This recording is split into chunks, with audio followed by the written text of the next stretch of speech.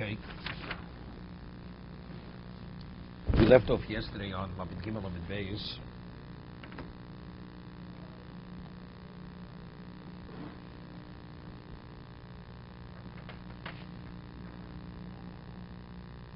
Just left off here. The Gemara had a shaila, a question.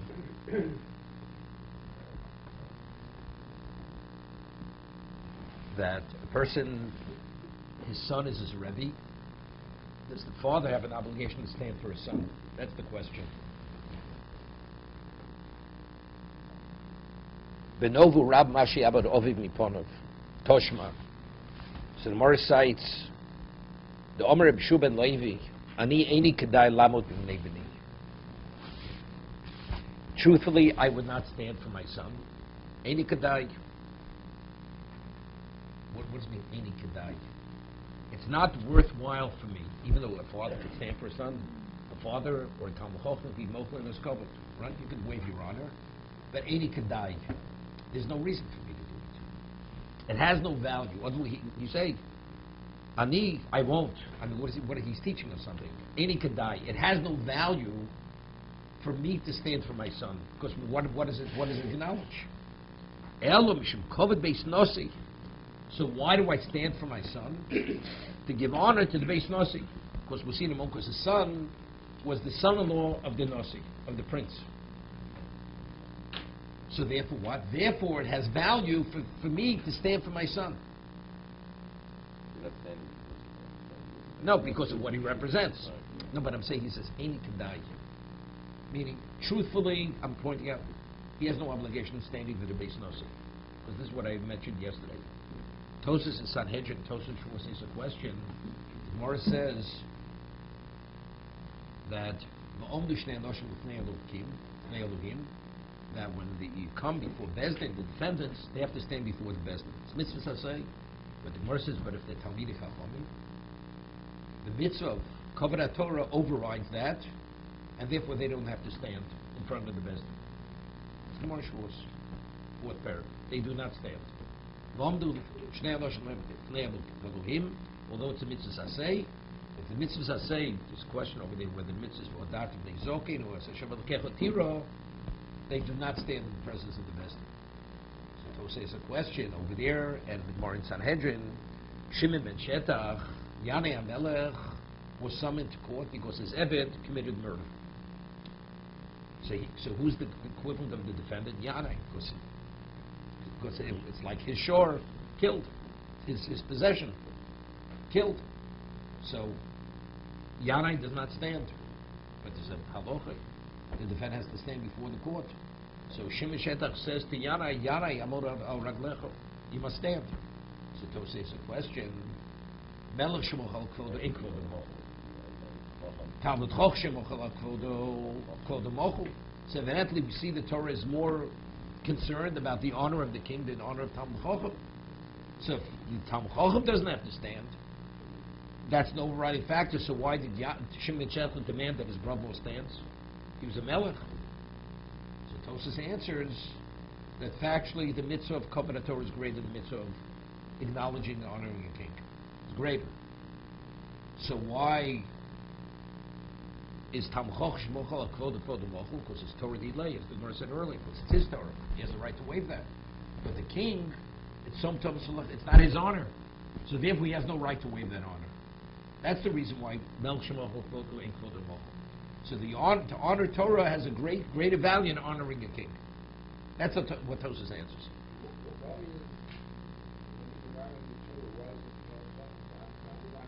No, because the Gemara says even though it's Torah, it's Torah. Mo quotes a pasuk earlier, pasuk in Tehillim. It says, "Ubetoroso yegi yomam b'loid." First, the Torah, David first the Torah is Torah Hashem, and after he studies, it's called Toroso yegi yomam b'loid. So you see that once he studies, it's called Toroso. It becomes his Torah. Therefore, from here we learn Talmud Choch shemochel kvodo mochel. Okay, so that's what he's saying like this. In terms of myself, Reb Shimon Levi was a Gadol Hador. Is Eini Kedai, would not be worthwhile for me to stand for my son. Why should he stand for a son? So you'd say, but because he's the Chadad. He's the Chasan of Bein Nesiyah. He's the son-in-law of the Beis Nasi. The covered Beis Nasi, it's Kedai. Meaning he has no obligation. Because a Nasi can't be any greater than what? Than a Melech. We had earlier, Nasi Shemochel Kvodo Kvodos Mochel. Melech not, and if a Melech is not greater than Koved Torah, so Nasi definitely is not greater than Koved Torah, correct? So why is he standing? The answer, it's Kedai. It's worthwhile for me to waive my honor to acknowledge the Beis Nasi. But if it would only be my son, it would not be worth it. Well, why should I stand for my son? So what's the inference here? But if his son would be his Rebbe, the Gemara has an inference, he would stand for him. He would stand for the son. I understand. That's what we said. El Mishum. So now the Gemara says. So that the Gemara says, I would not stand for my son. Factually, Reb Shimon Levi was the equivalent of Rebbe of his son. But he says, even if my son would be my Rebbe, I would not acknowledge him only because he's what? Because covered Beis Nasi. Covered Beis Nasi. Do I know Avur? El Mishu covered Beis Nasi. I would not stand. So, but he says, any could die, even though the father could be mochel. He could waive his honor and stand for his son. But why shouldn't? It's any could die. But for the Beis Nasi, covered Beis Nasi, that's kedai, to acknowledge the Beis Nasi. Iboilu. No.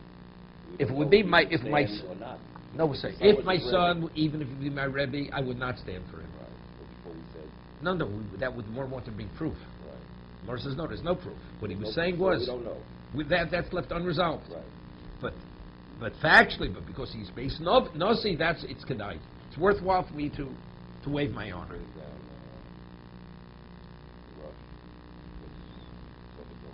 Yeah, we discussed it yesterday. Martin Rutenberg, the whole thing.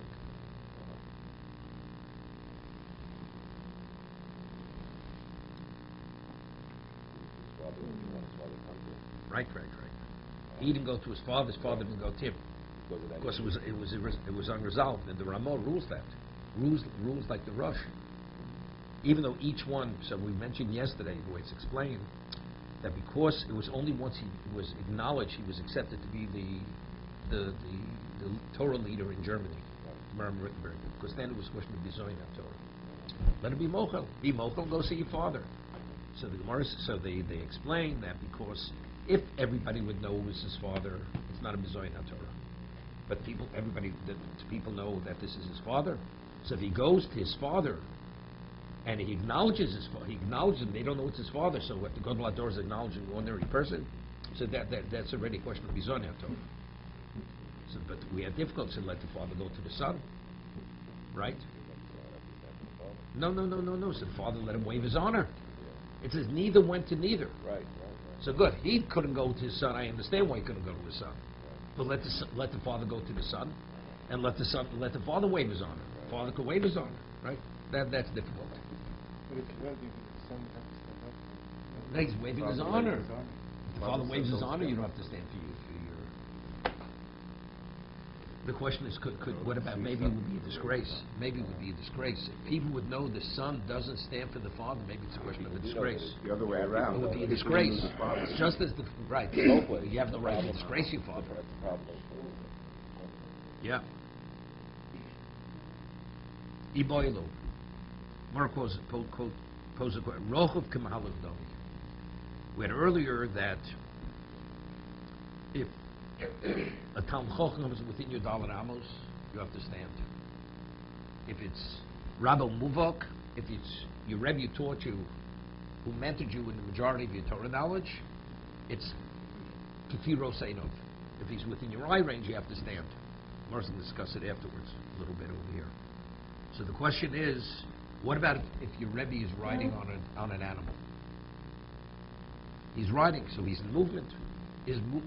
Being in movement equivalent of walking, or do we say that since his location on the animal, he's in the same location. He's not moving, the animal is moving under him. So do we see as he is moving because the animal is transporting him, that's equivalent of him moving? Or do we say no? He versus the animal is in the same location. He hasn't changed his location. It's the animal that's moving. So that's the question. Rochav kimahalech dami or lo? What would be the difference? Let's say it's some stationary. You walk into a room, your Rebbe is sitting. Do you have to stand? You don't.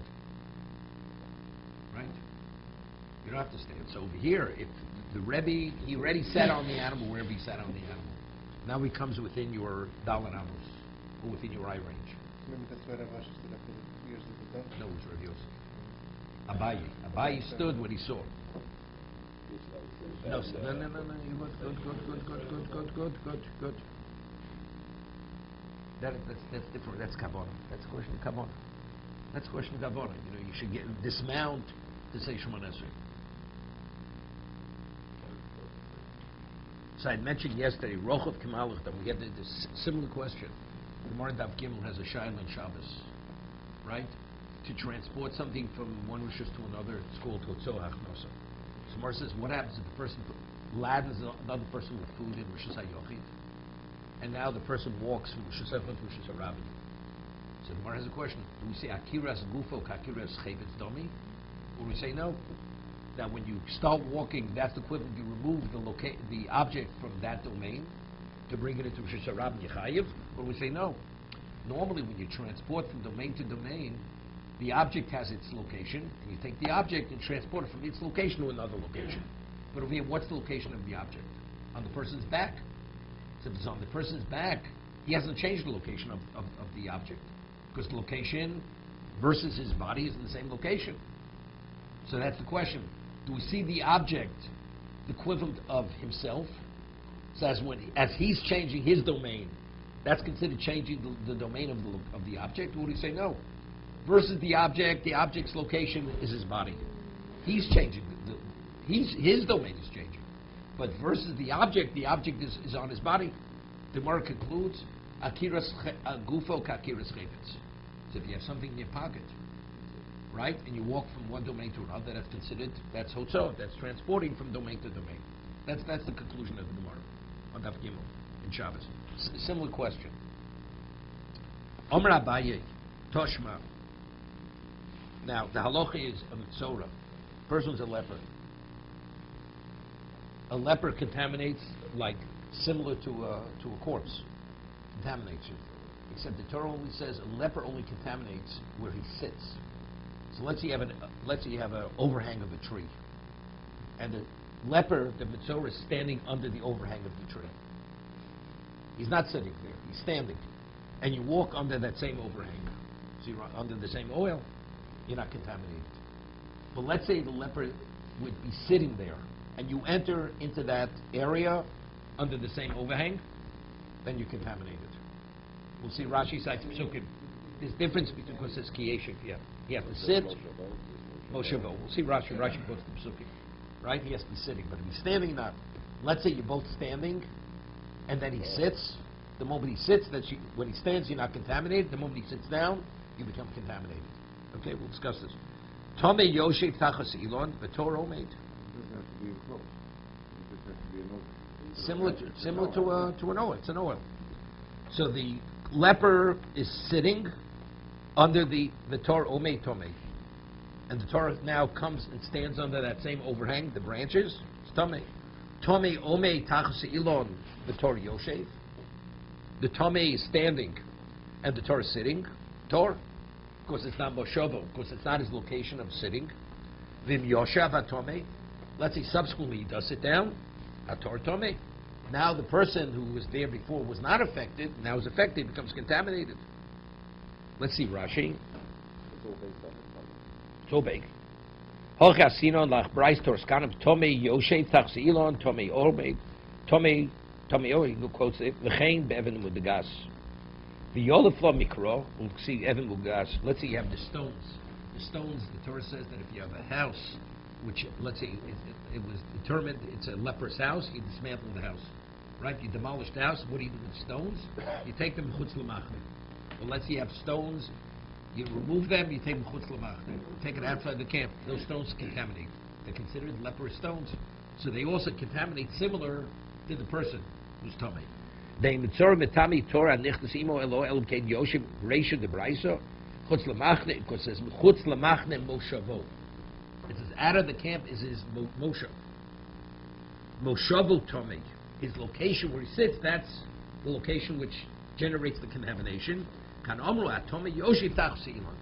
Because it says chutz moshavo, so wherever moshavo is, that's when we speak about generating tumah. Stone. We'll talk about the stone now. Let's see the stone now. V'chein even hamudugas.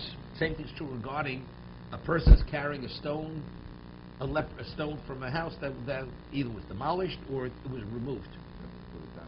No way. Meaning, if he's standing with the stone, then the stone does not contaminate. If he sits down with the stone, then it does. So, what determines the location of the stone? The posture of the one holding it, or what his situation is.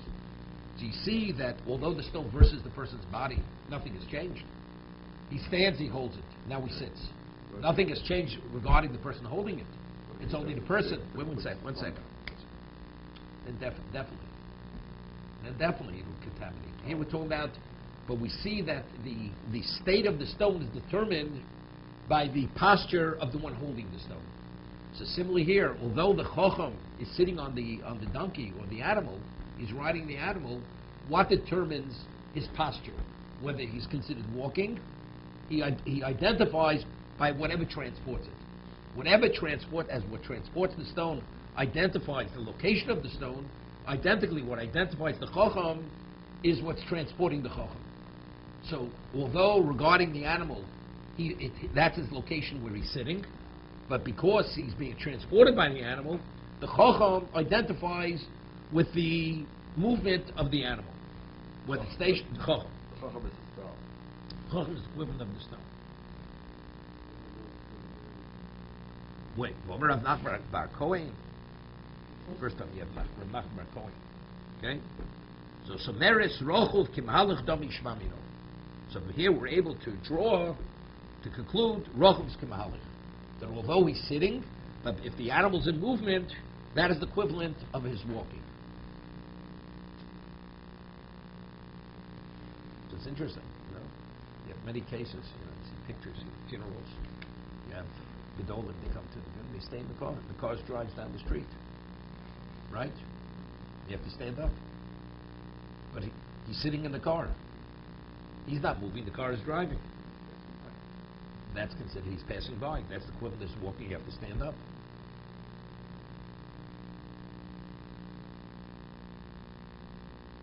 Okay?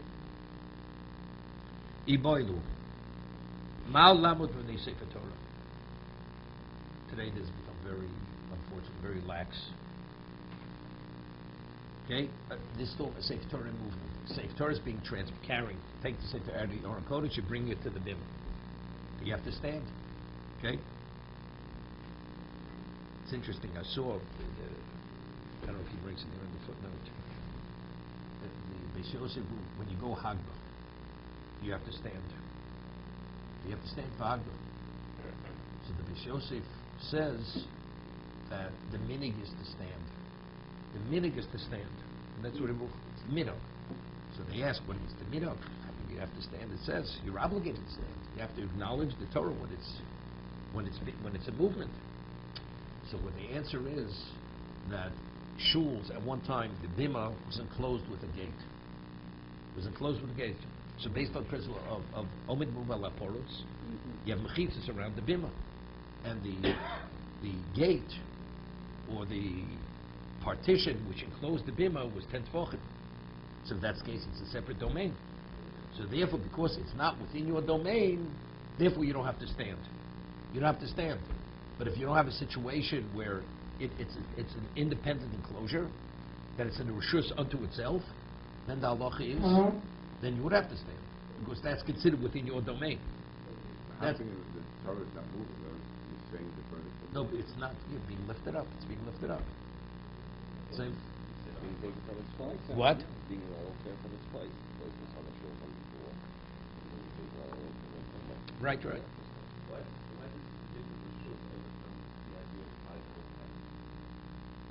The question is the Sefer Torah equivalent of Rabba Muva. Right. Should be worse. single. It should be the same. I mean, So, others. This is the I'm answer. a- This is what they answer. I mean, it has to do with this Gemara. I'm going to offer a refutation to this one. Not a proof. It's a question on the Beis Yosef. No, the stone and...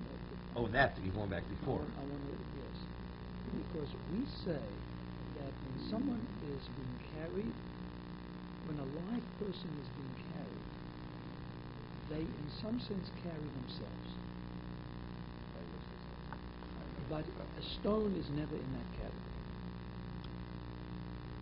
So to compare a stone to a person, to me, there's a flaw in that logic. We're liking the Talmud Chacham sitting on an Wait animal one second. to a person carrying a stone. So let's talk about Tosas and Shabbos. Tosas is a question. What's the rationale of Chainosi Satzmo? But factually, no, Tosas doesn't say that. Tosas doesn't say that. So Tosas says because in the Mishkan they transported animals and birds. That's the reason. So any malacha has to be doma lech sam Mishkan. So since a human being wasn't transported, that's the reason why we say in an animal or a bird, it tries to escape, but a human being doesn't. Therefore, it's not similar to the Mishkan. That's the reason why. That's the only reason. Okay? So once you say that, Shabbos is a separate category. It's a different concept. I thought you were asking a different question. Different question. Gemara says in Shabbos that you can transport a person on a bed. So we say that the bed is subsumed by the person, because the bed does not have its own identity. Okay? As a result of that, okay, so therefore when the person's on the animal, you'd say maybe the animal is subsumed by the person. Right?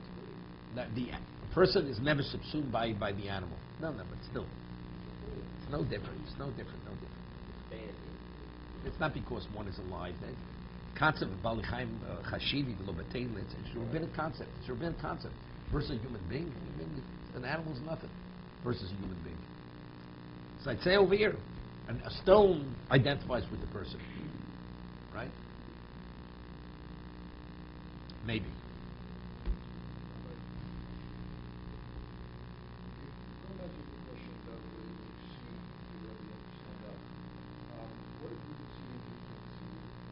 So we still have to see him stand. Still have to stand. Right. Same thing. Same thing. Let's say a person is blind as a bat without his glasses. Same thing. Makes no difference.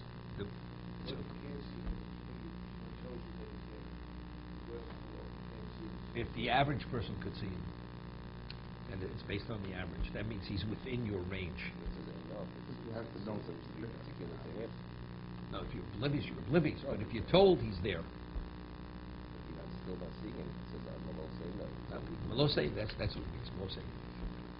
Give you an example. I'll give you an example. Give you an example. There's a halacha that it says Moyo Machnecha Kodosh. You can't. So if you have anything unclean within your Dalan Amos, you're not permitted to study Torah or many things you're not permitted to do. So Gemara says, what about if it's within your eye range, right? If it's behind you, you can't see it. So that has to be within your Dalan Amos. But what about if it's within your eye range? Because it says Lo Yira B'cha Ervas Dover. It's Riyah. Anything which is within your eye range, that's considered within your machne. You have relevance to that. That's your machne.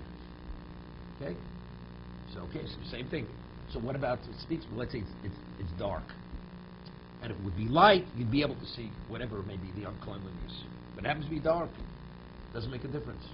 Since if it would be light enough, you would be able to see it. That's considered within your eye range. So the person has poor vision, but the average person could see it. That's within your eye range. So you have to acknowledge. You have to stand up. You have to acknowledge the Rebbe. Binoculars is something else. But you have to have the special to be able to see beyond. It's not within the average person's eye range. This person, because he can see, so then he should. Because factually, his vision, even though it's being assisted through binoculars, he should stand. Because he can see his Rebbe.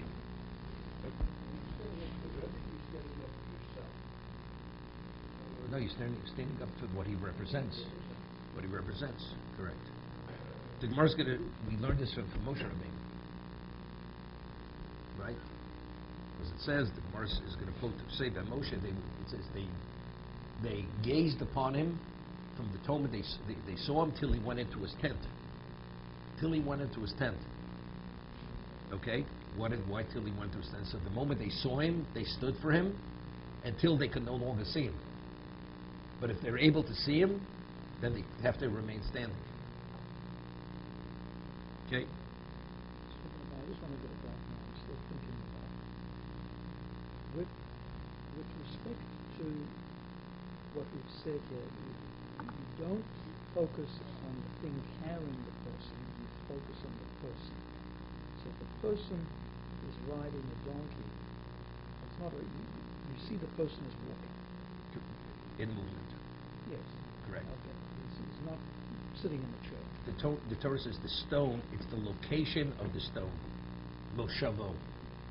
So if the person sits down with the stone, that's considered the stone is stationary. But if the person is walking with the stone is not considered stationary. So you'd say because the stone has no independent value, so therefore that is basis for the argument. In terms of chashivus, the animal versus a human being has no value. I said that would be Shabbos wouldn't be a good thing. Seemingly you could differentiate, but yet the Gemara doesn't differentiate. And it's ruled because the way we rule the shul. The Gemara says Shemami, no, it's not even a question. It's a conclusive proof. It's such a great right. It's not such a great right. No, because of what we're saying now. From being inanimate to animate, I mean, it's not. It's not even inanimate. We're talking about a human being versus anything else. Right.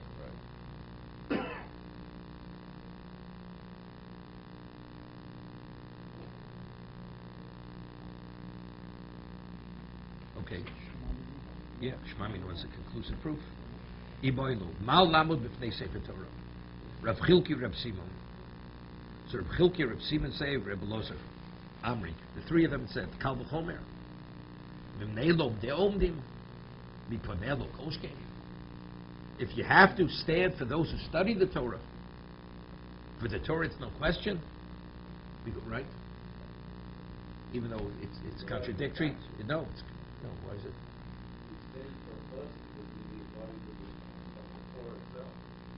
So the Torah itself, which is the actual Torah, right? Definitely you should stand. It's a good Kalvachomer. It's contradictory from the Gemara in Makos.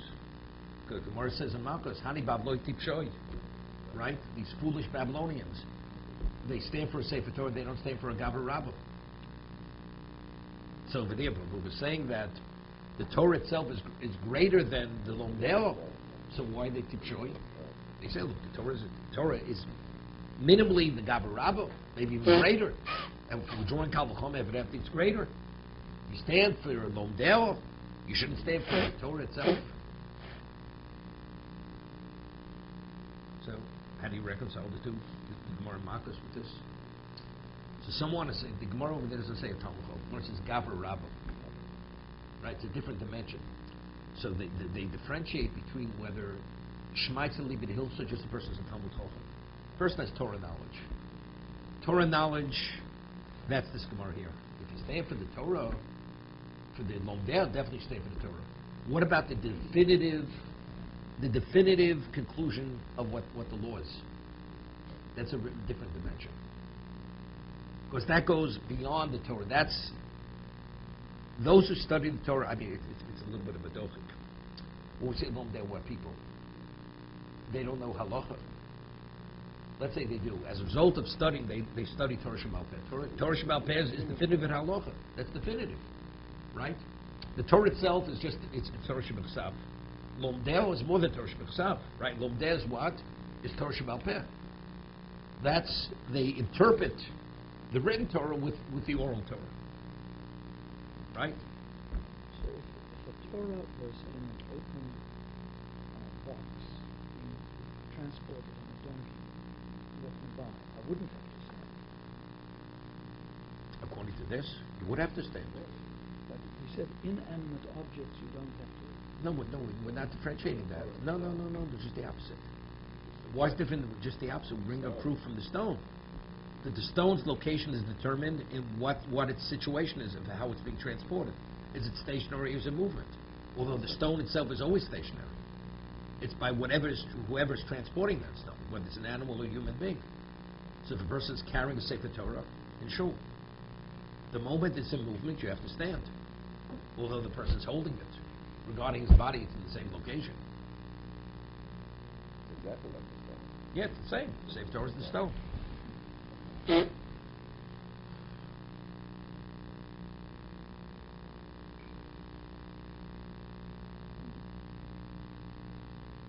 says Lomdel. It's not anybody. It's say Lomdel. What's Lomdel? Yeah, Lomdel is... Those who study it. So it can be anybody. Anybody learns. What are you talking about? The person's not Moritz here? No, but Lomdel. No, Lomdel means a person's an accomplished Talmud Chacham. Lomdel's, who do you stand for? Obviously, but the Lord says he doesn't say Lomdel. Yodel. Bravo or Lomdel. No, it doesn't say Lomdel. Just Lomdel, which is less than... No, we'll see in a moment. The Gemara tells over a story. The Gemara tells us, it says, if you stand for Lomdel, definitely for the Torah itself. We'll see. Rabbi Loi, Rabbi Yaakov, Bar Zabdi have a Yasvi. Rabbi Loi and Rabbi Yaakov Bar Zabdi, they were sitting, the two of them. Cholav also Reb Shimon Rabba. And Reb Shimon Rabba walked by while they were sitting. And they stood for Reb Shimon Rabba. They stood for him. Omaluhu, he said to them, when he saw they stood for him, he says, Chado, Datun Chakimi Vano Chover. He says, you're Talmid Chachamim, I'm only a Chover, why are you standing for me? So the way it's explained, Chover means somebody who is medactic in mitzvos. Because it says, Amisecha, right? Amisecha means your brother.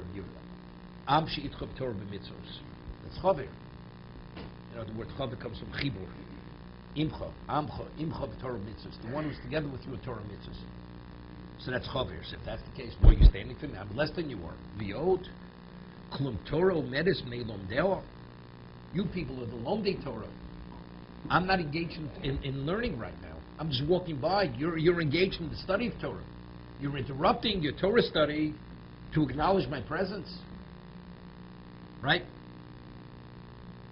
Sovalak Reb Lozer. Dom Reb Lozer, why did he say what he said? Because he follows the position of Reb Lozer. Reb Lozer, in Talmud Chochem, Rasho Elamo B'nei Rabo, B'shosha Osik B'Torah. The Talmud Chacham is not permitted to stand even for his Rebbe when he's engaged in Torah study. That's Rebbe Lozer. So because they were engaged in Torah study, they interrupted the Torah study to acknowledge his presence as he walked by. And he was following Rebbe Lozer. Light alo Abaye.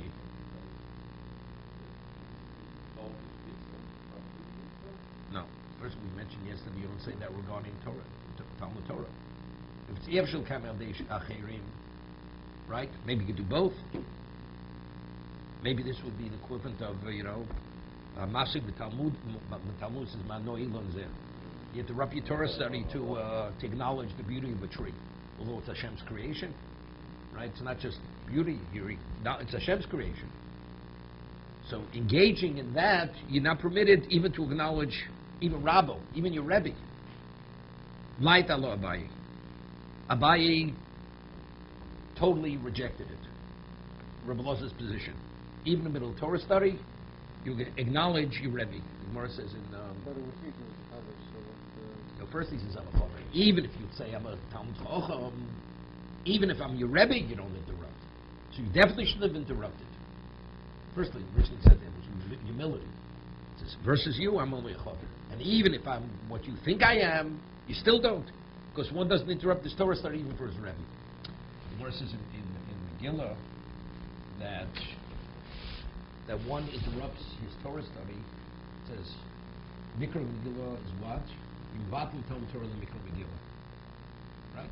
Yimvatul Talmud Torah, because it says, Rabbi Yehuda Nosi, he would give a shir, but on Purim, he would delay the shir and to give it a later time for Mikra Megillah. So here we see the Talmud Torah, the Mvatim Talmud Torah, Mishum Mikra Megillah.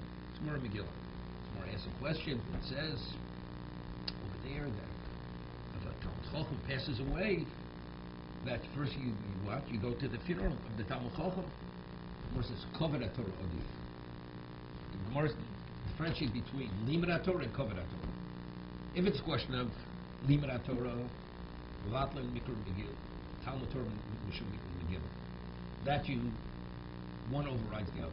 But Kovedat Torah is greater than Limerat Torah. That's what the Gemara says. So if that's the case, over here, the Rebbe's walking by. How do we say Rebbe Loz's position? We're talking about Kovedat Torah over here. Kovedat Torah versus Limerat Torah. If Kovedat Torah is Odif, so you should interrupt the Limerat Torah, unless you say that Rebbe Loz disagrees with the Gemara in Megillah. It's a machlokes tanoi. Rebbe Loz held not this way. Even though over there it's a brisa. One quotes a brisa.